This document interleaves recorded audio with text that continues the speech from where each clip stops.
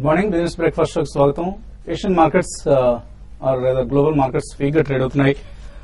Federal reserve officials last night rate hikes అంటే వడ్డీ రేట్ల పెంపు త్వరలోనే ఉంటుంది, అందరూ అంచనా వేసిన దానికంటే ఇంకా ముందే ఉంటుంది అంటూ ఒక ప్రకటన ఇవ్వడంతో లాస్ట్ నైట్ యూఎస్ మార్కెట్స్ లాభాలు కోల్పోయి నష్టాలతో ముగిశాయి. సో ఏషియన్ మార్కెట్స్ లో కూడా ఇదే పరిస్థితి కనిపిస్తుంది. ప్రస్తుతం నష్టాల్లో ట్రేడ్ అవుతున్నాయి. అయితే ఎస్టెక్స్ నిఫ్టీ 20 పాయింట్ల లాభంతో ట్రేడ్ అవుతోంది 7310 దగ్గర. So maybe slightly positive opening కోసం మార్కెట్స్ సిద్దమవుతున్నాయి.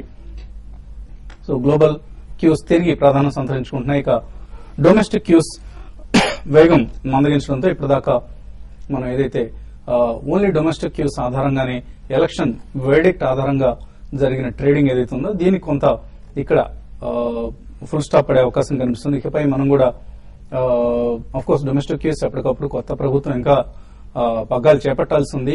సో ఈ నేపథ్యంలో ఎప్పటికప్పుడు వచ్చే న్యూస్ ఫ్లో మార్కెట్స్ ను ప్రభావితం చేస్తూ ఉంటుంది. లైక్ కేబినెట్ కూర్పు ఇది చాలా కీలకం కాబోతుంది. అయినా కూడా గ్లోబల్ క్యూస్ కూడా ఇక నుంచి ప్రాధాన్యం లభించబోతోంది, గతంలో లాగా కాకుండా. సో నిన్న కూడా వరుసగా నిఫ్టీ 8వ రోజు లాభాలతో ముగిసింది. సో చాలా స్ట్రాంగ్ గా ట్రేడ్ అయిన వైనం చూసాం మనం బోత్ సెన్సెక్స్ అండ్ నిఫ్టీలు. అయితే నిన్న లాభాల స్వీకరణ జరిగినప్పటికీ కూడా కొంత పాజిటివ్ గానే ముగిసింది. గ్లోబల్ మార్కెట్స్ తో కంపేర్ చేస్తే బెటర్ గా పెర్ఫార్మ్ చేసిందని కూడా చెప్పుకోవచ్చు. సో నిన్న చాలా రోజుల తర్వాత PSC index, public sector enterprises index కావచ్చు, లేదా ఆయిల్ అండ్ గ్యాస్ ఇండెక్స్ కావచ్చు, వీటిలో ప్రాఫిట్ టేకింగ్ కారణంగా నష్టాలు చూసాం.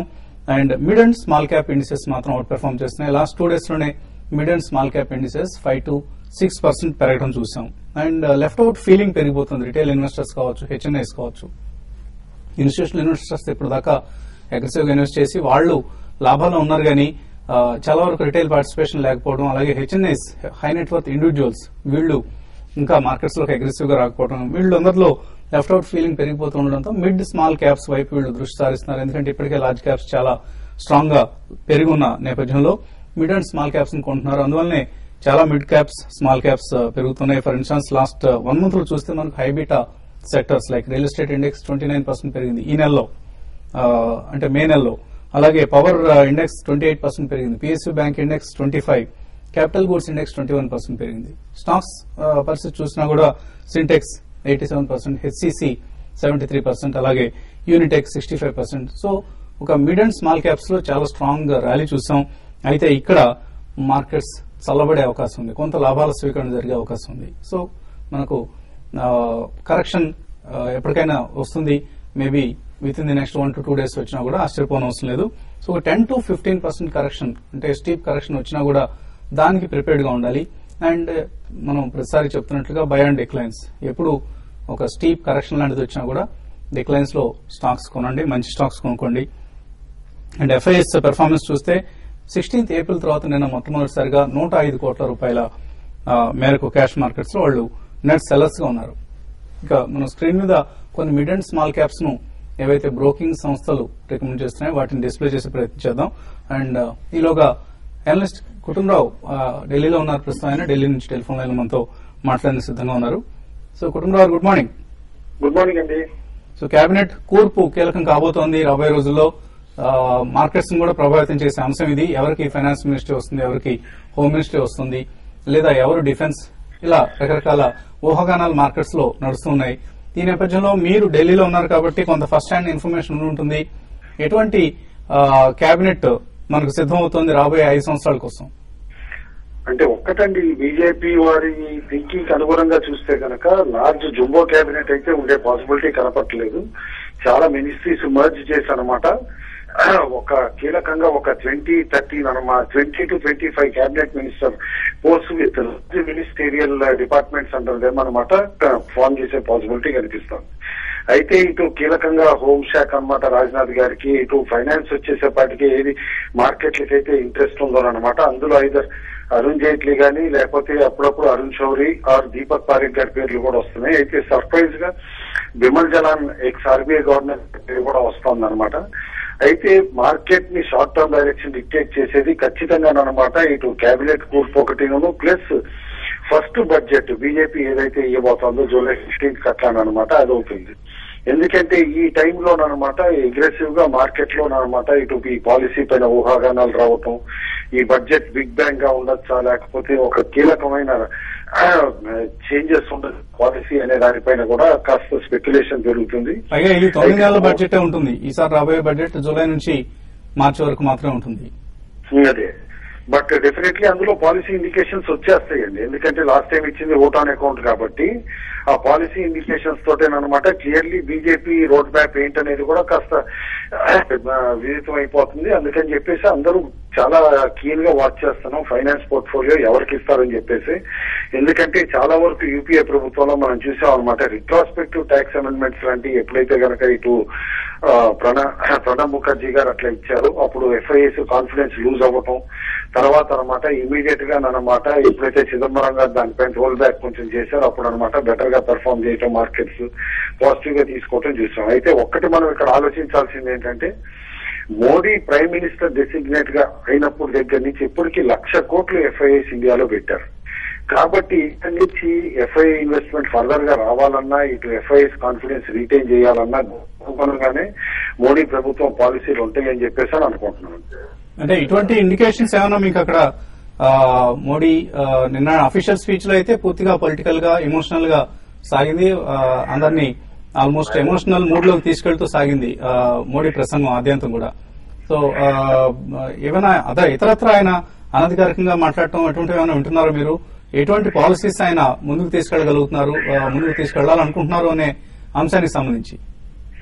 ఖచ్చితంగా ఉన్నాయండి. ఎందుకంటే చాలా మంది నాయకులు చంద్రబాబు నాయుడు గారు కలిసేటప్పుడు అనమాట నేను కూడా ఎమ్మటున్నాను. అయితే అక్కడ పక్కన ఒఫీషియల్స్ ని కానీ చాలా మంది తోటి మాట్లాడుతున్నప్పుడు క్లియర్ గా చూస్తున్నాం అనమాట చాలా ప్రో మార్కెట్ బడ్జెట్ ఉండే పాసిబిలిటీ ఉంది. And definitely it is going to address development and growth అని అనమాట. అది నో సెకండ్ థాట్.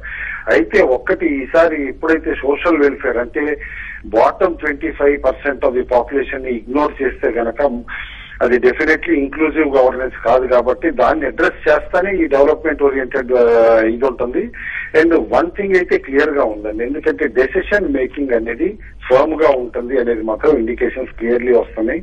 ఇదివరకటి పాలసీ పారాలిసిస్ అనేది అయితే ఉండదు. ఎందుకంటే ఒఫీషియల్స్ సెలెక్షన్ అంతా కూడా అనమాట ఆల్రెడీ ఇక్కడ చూస్తా ఉంటే ఇది వరకు గుడ్ ట్రాక్ రికార్డ్ ఉండి డెసిసివ్ పాలసీ మేకింగ్ చేసే ఒఫీషియల్స్ ని చూస్ చేసుకునే పాసిబిలిటీ కూడా ఎక్కువ కనిపిస్తుంది. కాబట్టి హోప్స్ అయితే చాలా హైగా ఉన్నాయండి ఇక్కడ ఢిల్లీలో. అండ్ మార్కెట్స్ పరిస్థితి, మార్కెట్స్ లో ఇక్కడ mid cap small cap rally ఇంకా కొనసాగుతుంది అనుకుంటున్నారా? లార్జ్ క్యాప్స్ బ్యాక్ సైడ్ తీసుకుని, లేకపోతే ఓవరాల్ గా మార్కెట్ కొంత కూల్ అయ్యే అవకాశం కనిపిస్తుందా? మనం గత 3-4 సెషన్స్ బ్యాక్ నుంచి కూడా నేను చెప్తానే ఉన్నాను టైర్డ్నెస్ కనిపిస్తోంది ఫ్రంట్ లైన్ స్టాక్స్ లో, అంటే ఇటు నిఫ్టీ స్టాక్స్ లో. ఎందుకంటే ఓన్లీ రొటేషన్ చేసి అనమాట ఇండెక్స్ సస్టైన్ చేస్తున్నారు, ఇండెక్స్ మేనేజ్మెంట్ అవుతుంది. యాక్టివిటీ అంతా కూడా మిడ్ క్యాప్ స్మాల్ క్యాప్ లోనే ఉంటుందండి. ఏదైతే మనం స్టాక్స్ చూసామో లైక్ ఐవీఆర్సీఎల్ అవునండి, ల్యాంకో అవునండి, ఇన్ఫ్రా స్టాక్స్ కానీ, ఇటు power stocks like Reliance power కానీ, చిన్న చిన్న stocks like India bull power కానీ అన్ని దాదాపు 65 to 50% పెరగటం అనమాట అవలేలుగా చూస్తే ఏదైతే వచ్చే ప్రభుత్వం కాన్సన్ట్రేట్ చేయబోతుందో ఇటు ఇన్ఫ్రాస్ట్రక్చర్ బాటిల్ నెక్స్ కానీ, ఇటు పవర్ ప్రాబ్లమ్స్ కానీ ఇవన్నీ అడ్రస్ చేస్తే ఆ సెక్టార్స్ లో హ్యూజ్ ర్యాలీ వచ్చేసింది, including equipment stocks like power equipment stocks అనమాట. బిహెచ్ఏల్ అవునండి, క్రాంప్టన్ అవునండి, మిగతా స్టాక్స్ అన్ని కూడా.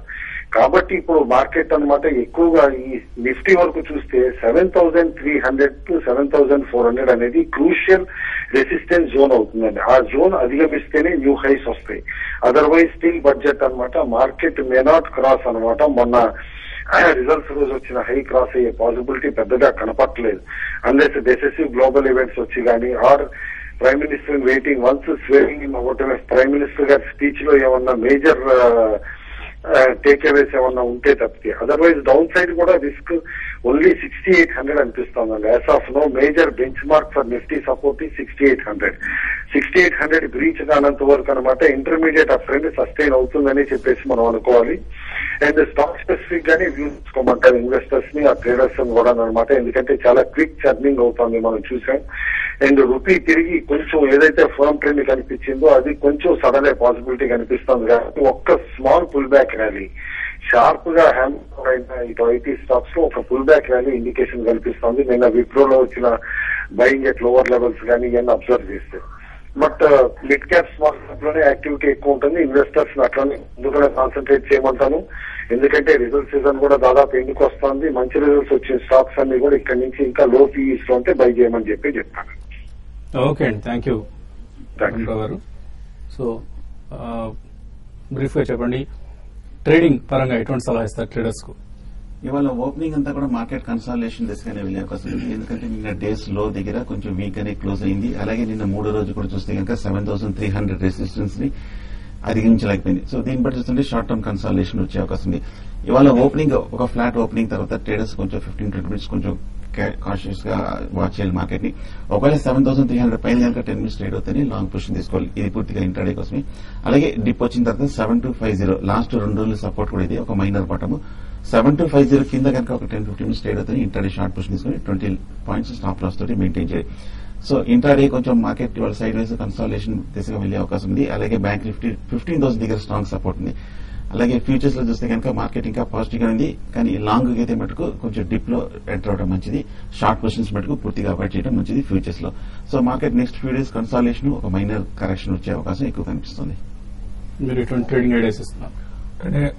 ట్రేడింగ్ ఐడియాస్ అంటే ఇప్పుడు మార్కెట్ లో ఒక కన్సాలిడేషన్ లో ఉంది. ఎక్కువ మిడ్ క్యాప్ లో మనం యాక్షన్ చూస్తున్నాము. అయితే లార్జ్ క్యాప్ లో కొన్ని స్టాక్స్ కొంత వీక్ కావడానికి, కొన్ని స్టాక్స్ బాగా వీక్ ఉన్న స్టాక్స్ మళ్ళీ కొంచెం పుంజుకోవడానికి అవకాశం ఉంది. లైక్ ఐటీ ఒకటి కొన్ని రోజులుగా వీక్ ఉన్నాయి. అయితే ఈ రోజు కొంత ఐటీ స్టాక్స్ లో లోయర్ లెవెల్లో బయింగ్ అటెంప్ట్ చేయొచ్చు.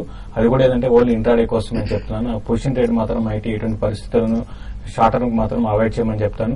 అట్ ద సేమ్ టైం కొన్ని సెక్టర్స్ నిన్న చూస్తే మనకి మెటల్ ఇండెక్స్ దగ్గర 2 years హైకి రావడం చూసాము. అయితే మెటల్స్ లో ఈ రోజు కొంత సెల్లింగ్ రావడానికి అవకాశం ఉంది. హిండాల్కో లాంటి స్టాక్ హైయర్ లెవెల్లో సెల్ చేయమని చెప్తాను. ఈ విధంగా స్టాక్ స్పెసిఫిక్ ఉంటుంది. ఈ పక్కన పెడితే ఇండెక్స్ స్టాక్స్ పక్కన పెడితే మిగతా మిడ్ క్యాప్ లో మాత్రం చాలా యాక్షన్ చూస్తున్నాము. 10-15% పెరుగుతున్న స్టాక్స్ మనం చాలా ఉన్నాయి. లాస్ట్ ఒక 1 month లో డబుల్ అయిన స్టాక్స్ ఉన్నాయి. అవి ఇంకా రిజల్ట్ అనుగుణంగా వచ్చిన స్టాక్స్, బాగా అనుగుణంగా వచ్చిన స్టాక్స్. స్పెసిఫిక్ ఐడియాస్ ఇస్తున్నారు ఇలా బ్రాడ్ గా చెప్తాను. స్పెసిఫిక్ ఐడియా అంటే రీసెంట్ గా చూస్తే మనకి దాదాపు అన్ని కౌంటర్స్ కూడా యాక్టివ్ గా పార్టిసిపేట్ చేస్తున్నాయి. వాటిలో కొంత ప్రాఫిట్ బుక్ చేసుకోమని చెప్తానండి. మరి పెన్నీ స్టాక్స్ లో అటువంటి వాటిలో ప్రాఫిట్ బుక్ చేసుకోమంటారు. మార్కెట్ లో ఎఫ్ఐ సెల్లింగ్ చేస్తున్నారు కాబట్టి ఈ లెవెల్ కొంత ఆగడానికి అవకాశం ఉంటుంది.